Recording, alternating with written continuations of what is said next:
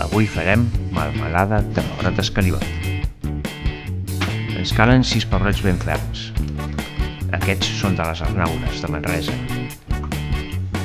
Hi posem una mica d'oli i els untarem bé amb les mans.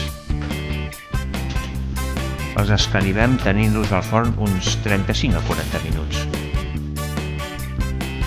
Després de deixar-los refredar per no cremar-nos, els pelem i els trenquem a bocins. Ho pesem per saber quant pebrot escalivat ens ha quedat. Hi afegim un 60% del pes del pebrot en sucre i ho barregem bé. Ho deixarem reposar una mitja hora.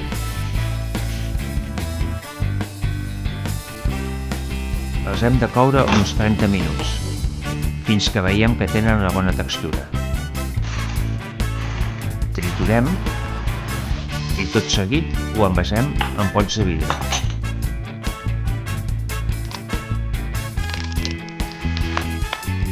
Farem bullir els pots uns 15 minuts per facilitar-ne la conservació i els deixarem refredar cap per avall.